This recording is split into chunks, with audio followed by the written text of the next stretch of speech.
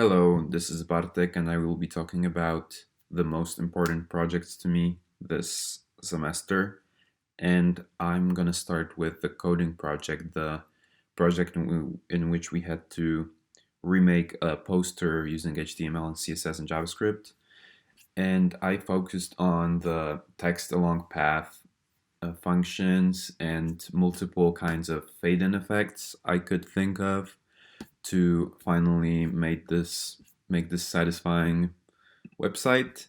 And this is my reference for this project, which I chose because of the curvy paths that the text goes along. And I had to make some elements in Illustrator on the side.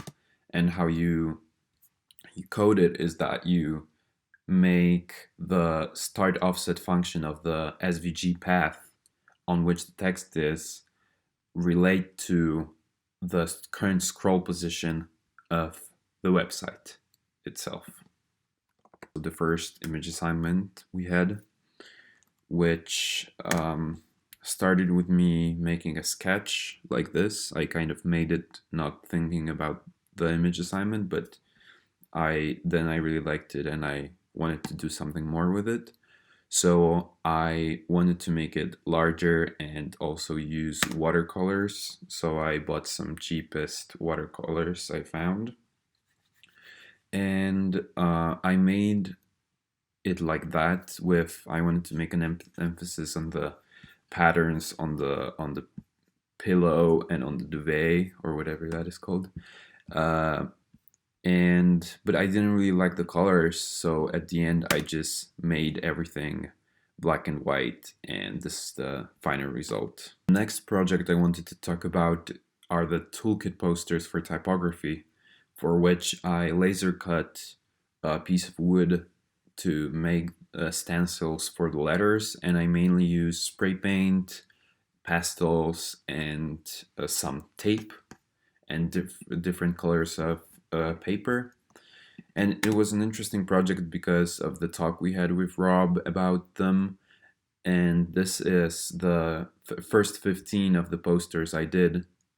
Then after the 15, I had a talk with Rob and I tried to implement some of his feedback about the first part, which you see right now, which was mainly that I'm not really focusing on the typography that much, and that the text is always horizontal and pretty much very blocky.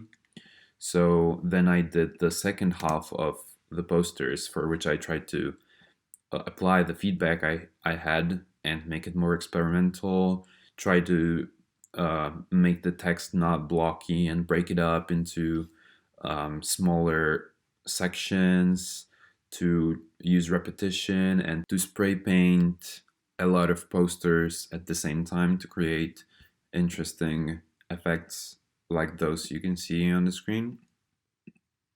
And yeah, I'm pretty happy with the final result of the talk and the making. This next project I did for design is something that I kind of thought about making myself, and it is a zine that is supposed to showcase two punk bands that I found very interesting lately. And yeah, I started to collect a lot of just photos and material to make the zine, and also some text. And also I started to experiment with a typewriter that I found, and started to make the small letters that are implemented in the first version of the zine. But then I got some feedback from Bart, which said that I'm supposed to be more, just play more with it and use something else than just a typewriter.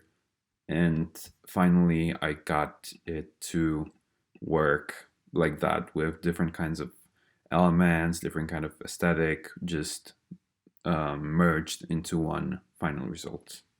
The last project would be a publication that me and Sonia and Julie designed for our choosing assignment. And first, I started with making my part, which was supposed to be a documentation of my process of choosing magnets that I was supposed to look at on my table and then decide which one is I like the best. So those are the spreads I designed for that project.